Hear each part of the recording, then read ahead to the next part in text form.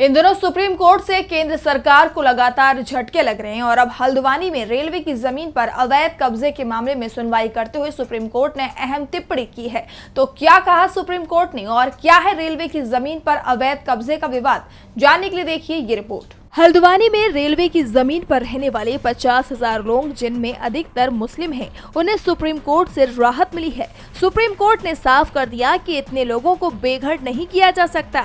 एक तरफ रेलवे की तरफ से दावा किया जा रहा है कि ये जमीन उसकी है और इस पर अतिक्रमण किया गया है, तो दूसरी तरफ उत्तराखंड सरकार भी बुलडोजर लिए खड़ी दिखाई दे रही थी। लेकिन सुप्रीम कोर्ट ने केंद्र और उत्तराखंड सरकार के बुलडोजर पर ब्रेक लगा दिया है। सुप्रीम कोर्ट ने कहा कि प्रभावित लोगों के पुनर्वास के लिए केंद्र सरकार और रेलवे के साथ बैठक करके हल निकालने को कहा है। कोर्ट ने कहा, राज्य सरकार को योजना देनी होगी कि कैसे और कहां इन लोगों को बसाया जाए। सबसे बड़ी बात है कि ये परिवार दशकों से इस जमीन पर रह रहे हैं, वे मानव हैं और कोर्ट क्रूर नहीं हो सकता है।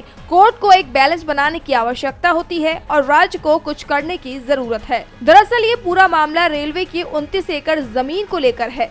हाई कोर्ट ने जमीन को रेलवे की संपत्ति मानते हुए खाली कराने का आदेश दिया था, लेकिन 5 जनवरी 2023 को सुप्रीम कोर्ट ने उत्तराखंड हाई कोर्ट के आदेश पर रोक लगा दी थी और अब कोर्ट ने अपने आदेश में कहा है कि प्रभावित लोगों के पुनर्वास की व्यवस्था हो, जमीन की पहचान की जाए और उसे रहने की जरूरत के अनुसार अपग्रेड किया जाए।